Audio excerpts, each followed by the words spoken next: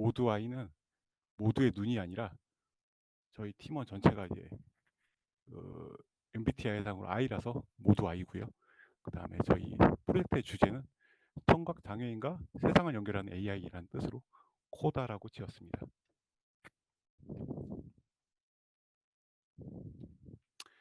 일단 인덱스상으로도 프로젝트 배경, 팀 구성 및 역할, 수행 절차, 수행 결과, 느낀 점, 시연 순으로 가게 될 거고요. 지금 오른쪽에서 인사하고 있는 이 아이가 저희의 코다라고 생각하시면 되실 것 같습니다. 일단 프로젝트 배경 설명하기에 앞서서 일단 코다라는 뜻이 농인 부모 사이에서 태어난 비장애인, 그러니까 청인이죠. 자녀를 얘기하는데 이 아이들이 보통 농인 부모들의 사회로 연결되는 가교 역할을 많이 하고 있어서 일반적으로도 이런 가교 역할을 하시는 분들을 코다라고 부르기도 하고 있습니다. 그래서 제가 코다는 이제 농인을 세상에 알리는 역할을 한다라는 뜻으로 받아주시면 되실 것 같습니다. 간단하게 수어에 대해서 오해도 있고 조금 약간 이해가 좀 있으시면 좋으실 것 같아서 이 페이지 장표를 집어넣었는데요. 일단 수어는 한국어나 영어처럼 또 하나의 언어라고 생각하시면 되실 것 같고요. 그래서 수어에 익숙한 이런 청각장애인분들은 한국어를 통한 의사 전달이 완벽하지 않습니다. 그리고 잘 이해를 못하실 때도 많고요. 그리고 또 수어에는 한국어하고 다르게 다른 문법 체계를 사용하고 있고요. 또한 수어는 우리가 흔히 알고 있는 손으로 표현하는 수형과 그리고 비소지 신호를 포함한 비소지 신호라고 하면 제가 말을 할 때도 억양과 톤이 있지 않습니까? 그런 것처럼 얼굴 표정과 몸 동작을 통해서 다양한 감정 전달과 포함한 의미를 전달하고 있기 때문에 저희 프로젝트에는 이런 비수지 신호까지 다 감안한 의미를 전달할 수 있도록 프로젝트를 진행해서 모델을 개발했습니다. 일단 프로젝트 개요를 설명드리자면은 제가 지금 현재에도 지금 텍스트로 되어 있는 텍스트 자체를 수어로 전달하는 서비스는 다수 개발이 되어 있는데 그 반대의 경우가 생각보다 좀 거의 전무하다시피 하고 있습니다. 수어를 텍스트로 번역하는 서비스가 전무하다 보니까 어, 정, 어, 비장애인 입장에서 정보를 전달하는 데는 크게 무리가 없을 수 있는데 이 장애인분들이 비장애인에게 의사 전달을 하기가 상당히 어렵습니다. 특히 응급 상황과 위기 상황에 대해서는 더욱 취약하기 때문에 저희는 이런 부분을 보완하고 사회에 조금이라도 기여가 좀 돼 보고자 서비스를 개발해 보게 되었습니다. 이제 프로젝트 목적과 구조에 대해서 설명을 드리자면은 일단은 제가 수어 동작 인식을 위해서 포즈 에스티메이션을 이용한 학습 데이터셋 구축이 일단 1번이었고요.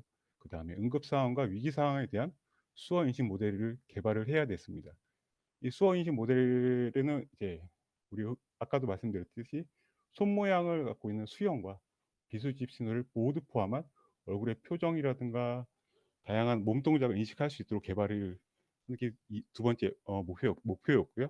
그다음에 이런 형태서나 혹은 단어 수준의 수어 동작을 인식해서 텍스트로 변환하는 서비스를 개발하는 것이 세 번째 목적이었습니다. 보시면은 구조를 보시면 일단 영상이 카메라를 통해서 인식이 되면 미디어 파이프 라이브러리를 통해서 실시간 포즈 에스티메이션을 하게 되고요.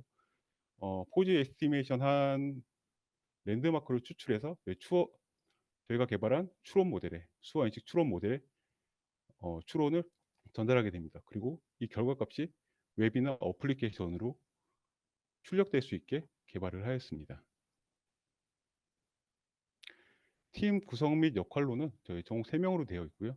팀 리더인 선종님께서 지금 프론트엔드, 백엔드를 맡아주셨고 제가 기획 및 모델 개발, 데이터셋 구축을 하게 되었습니다. 그리고 마지막으로 기웅님께서 데이터셋 구축, 백엔드, 인퍼런스 개발 부분에 같이 참여를 해주셨고요.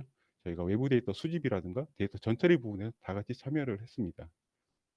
프로젝트 수행 절차 및 방법으로는 가능하면 클래스 PDM 절차를 따르려고 노력을 했고요. 예, 사전 기획부터 서비스 배포까지는 못 갔지만 서비스 구축 단계까지 총 6주에서 7주 정도 사이 있는 기간 동안 개발을 진행을 해왔습니다. 저희가 원본 데이터셋은 AI 허브 수어 데이터셋에서 원본 데이터셋을 수집을 했고요. 여기 원본 데이터에는 총 419개의 단어 동영상만 수집을 했고요. 이 단어 동영상에는 각 클래스당 80개씩 수어 동영상이 포함되어 있었습니다. 그리고 총 33,520개, 600기가 정도의 데이터를 가지고 있고요. 이 데이터에는 재난 상황과 응급 상황에 좀 특화되어 있는 데이터로 생각을 하시면 되실 것 같습니다. 그리고 마지막으로 이 동영상에는 총 30명의 수어 전문가가 참여를 했기 때문에 다양성을 충분히 보장을 할 수가 있었고요. 또한 좌측, 정면, 우측에서 촬영한 동영상들이 다양하게 있었기 때문에 저는 다양성 부분이라든가 데이터 임밸런스 부분에 대해서는 충분히 수집 단계에서 충분히 해결을 했다고 생각을 했습니다. 일단 먼저 데이터셋을 구축하는 단계에서 파이프를 활용해서 데이터셋을 구축을 했는데 미디어 파이프 홀리스틱 라이브러리를 사용하게 되면은 보시는 것처럼 얼굴에 468개, 포즈에 33개, 그리고 왼쪽, 오른쪽 각 손에 21개씩의 랜드마크를 추출을 할 수가 있었고요. 이 추출된 총 랜드마크 개수는 총 543개의 랜드마크로 구성이 되어 있고 XY뿐만 아니라 심도까지 포함해서 3차원 랜드마크를 추출을 할 수가 있었습니다.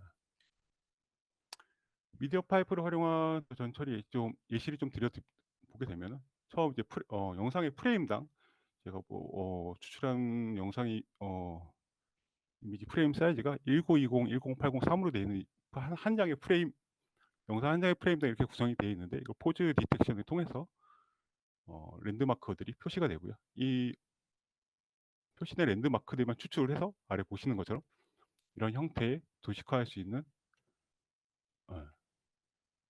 데이터를 가지게 됩니다. 이렇게 했을 때 저희가 1920, 1080, 3의 큰 620만 개 정도의 데이터셋이 543 곱하기 3, 1629개 정도의 데이터로 축소되면서 의미론적으로는 그대로 가져갈 수 있는, 의미를 그대로 다 살릴 수 있는 데이터를 만들었다고 생각을 하고 있습니다. 뿐만 아니라 기존의 2차원적인 이미지에서 볼 수 없었던 심도, 즉 3차원적인 데이터를 구성했기 때문에 훨씬 더 효율적이라고 생각을 했습니다. 이런 과정을 통해서 제가 메타데이터와 랜드마크 데이터, 그러니까 영상에 대한 랜드마크 데이터를 가지고 있는 데이터셋 구축을 했고요. 이 데이터셋에서 보시는 것처럼 저희도 이제 이런 데이터셋을 구축을 하게 되면은 영상마다 좀 다르게 표시되어 있는 값이 벗어나는 노멀레이저는 정교화를 해야 되지 않을까에 대해서 고민을 좀 해봤었는데 데이터 분포를 보시게 되면 포즈 랜드마크보다 레프트 핸드 랜드마크나 크게 벗어나지 않는 저희가 생각하고 있는 딱 정규화된 범위 내에서 움직이고 분포되어 있는 것을 보실 수가 있습니다. 또한 저희가 지금 해야 되는 건 동영상을 동영상 프레임을 계속 학습을 시켜야 되는 부분이기 때문에 이럴 경우에 지금 LSTM이나 저희가 트랜스포머를 최종적으로 사용을 하게 했는데 이런 경우에들은 프레임 사이즈를 고정시켰을 때 더 학습이 더 정확하게 잘 나온다고 선행 연구에서 확인을 했었기 때문에 프레임 사이즈를 고정해주는 과정이 좀 필요로 했고요. 이럴 때 저희가 했던 과정들은 이제 고정된 프레임보다 작은 경우에는 패딩을 추가해주고 큰 동영상들은 다운 샘플을 하면서 전처리 레이어를 추가하는 기능을 집어넣습니다. 아래 보시면 이제 동일한 클래스에서도 이렇게 여러 프레임 분포가 너무 다양했기 때문에 이런 과정은 꼭 필수적으로 거쳐줬어야 됐다고 생각을 하고 있습니다. 모델 개발에서는 저희가 처음에는 이제 타임 디스트리뷰트로 랩핑된 1D CNN과 LSTM 구조를 처음에 신경을 했었는데 이때 개발한 모델로는 저희가 F1 스코어 84% 정도 측정이 됐었고요. 이때 저희가 추가적으로 성능을 올리기 위해서 레이어를 추가한다든가 활성함수를 변경한다든가 좀 여러 가지 과정을 좀 거쳐봤었는데 딱히 성능 개선이 없어서 트랜스포머 모델로 구조를 변경하게 됐습니다.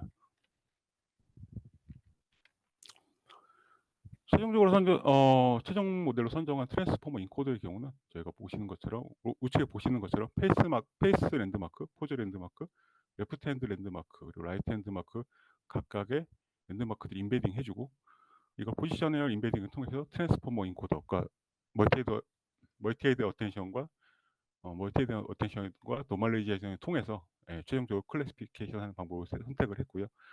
랜드마크는 저희가 초반에는 543개를 다 사용을 하다가 얼굴 표정에 얼굴에 너무 많은 이제 랜드마크가 모여 있으면서 제대로 인식을 하지 못하는 성능이 떨어지지 않을까 해서 고민을 하면서 얼굴에 대해서만 필수적인 랜드마크를 축소하는 방법을 선택을 했고요.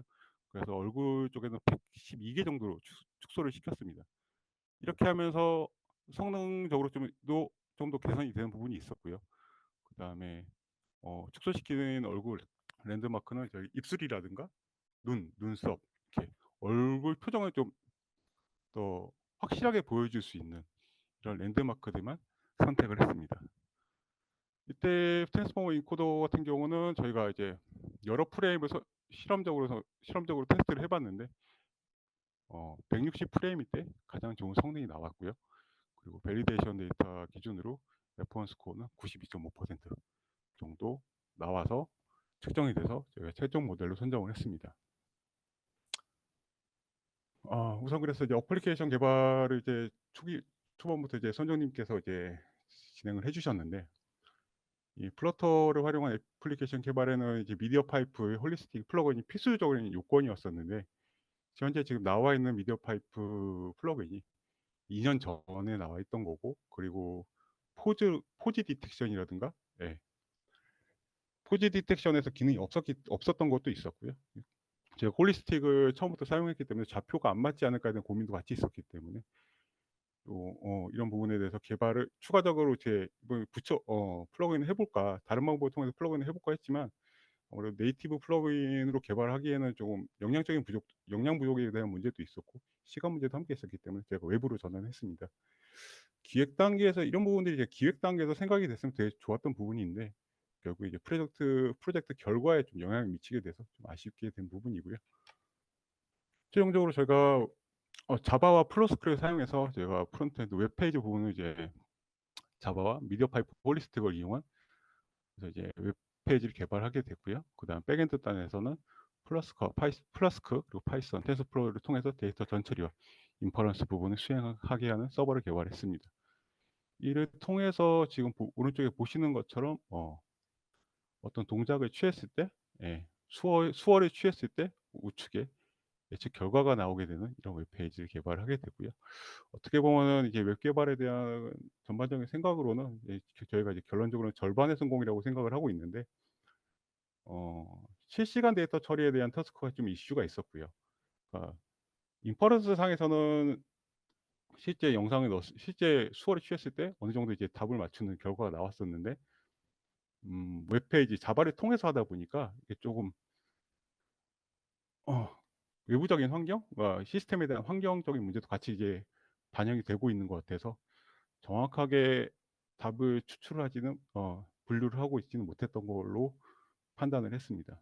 또한 이제 수화자의 위치라든가 촬영 위치에 대한 이슈도 같이 좀 발생을 했었고요. 이게 좀 저희가 좀 아쉬운 부분인 것 같습니다.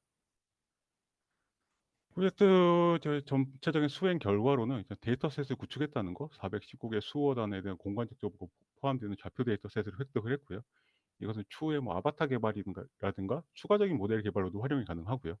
그 모델 개발로는 416개에 대한 수어 단어에 대한 트랜스포머 기반의 수어 단어 분류 모델을 획득했다는 거. 웹 개발로는 미디어 파이프를 활용한 포지 디텍션용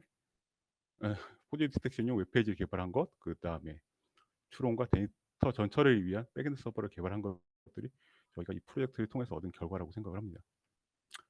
느낀 점들은 여러 가지 것들이 있었는데요. 뭐 대표적으로 중간에 아쉬운 부분들이 제일 많이 남는 것 같아요.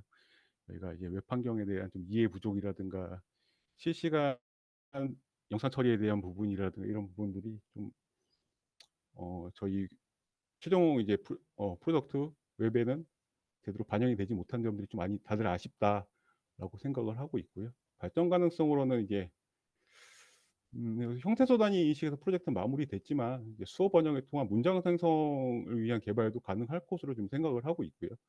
뿐만 아니라 액션이나 제스처를 통해서 의미나 감정 전달이 활용이 가능하도록 다른 용도로도 그거 개발이 가능하다고 생각을 하고 있습니다. 간단하게 예를 들자면은 말을 할 수 없는 납치를 혹시나 납치를 당하고 있거나 아니면은 요즘 데이트 폭력 같은 문제에서도 어떤 액션을 CCTV를 향해서 어떤 액션을 취했을 때 이런 바로 트래킹이 될 수 있다고 있게 만들어 준다거나 아니면은 뭐 경찰서나 가까운 소방서로 바로 신고가 들어갈 수 있도록 이런 시스템으로 발전시킬 수 있지 않을까 저희가 좀 생각을 해봤습니다. 마지막 시연인데요. 제가 가장 잘 인식하고 있는 외부로 가장 잘 인식을 했던 부분만 좀 보여드리자면 처음에 카메라가 사용하게 되면은 약 10초 정도의 시간을 두고서 데이터를 인퍼런스 서버에 넘기게 됩니다. 그럼 인퍼런스 서버에서 최종적으로 예측 결과를 출력을 해내고요.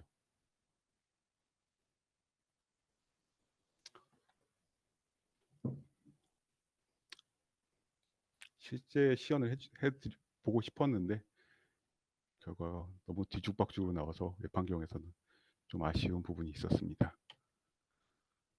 예, 감사합니다.